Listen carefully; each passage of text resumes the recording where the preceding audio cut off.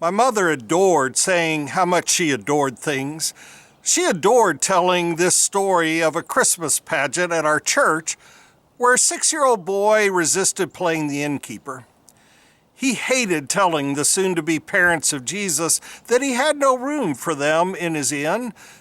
The year he relented, he stood in front of the Bethlehem Inn sign and said his line, "There's no room for you in the inn. You'll have to stay in my stable." Then he ad-libbed in a quivering voice, "Really, I don't have any room. If I had room, I'd gladly let you stay here. I'm so sorry. Why don't you at least come in and have a drink?" That story says a lot about my mom, my church, and my being raised in Louisville Southern hospitality. Maybe that's why I resisted changing my image of the innkeeper when I was taught by Kenneth E. Bailey. Because Bailey had spent 40 years teaching in Palestine, Lebanon, Egypt, and Israel from 55 to 95, he gave me unique insights to the parables of Jesus by hearing them through peasant eyes of the culture in which they were told. He taught me about Jesus through Middle Eastern eyes, inviting me to experience Jesus today from his place in history, instead of putting my modern American culture back onto Jesus. Bailey pointed out that the New Testament Greek word that was translated as inn in Elizabethan English means upper room in Greek. Luke literally repeats the word as the location of the Last Supper Jesus had with his disciples, an upper room. When Luke referred to a commercial inn for travelers, he used a different word in the parable of the Good Samaritan.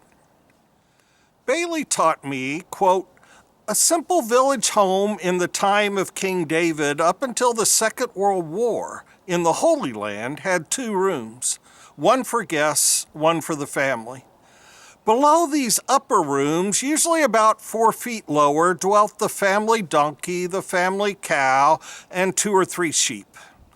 They are brought in last thing at night and taken out and tied up in the courtyard first thing in the morning. Out of the stone floor, you dig a feeding trough, a manger, or you make a small manger out of wood for sheep," unquote. Joseph took Mary to a relative's home. The hospitality of the home gave them shelter with the family animals below because all the space above was occupied. Whenever I read the Bible in a new way, I resist giving up the voices of childhood teachers. Maybe I am called to follow Paul's advice to the church at Corinth. When I was a child, I spoke like a child, I thought like a child, I reasoned like a child. When I became an adult, I put an end to childish ways. For now we see in a mirror dimly, but then we shall see face to face. Now I know only in part. Then I will know fully, even as I have been fully known. We don't abandon former teachings, we transcend and transform them into deeper meaning. Maybe the child in our church pageant got it right. It's about hospitality and inviting others in at the time God's vulnerable agape love is fully revealed. Maybe the upper room forms bookends between a family welcome just before his birth to Jesus welcoming all the world's families to his table just before his crucifixion and resurrection.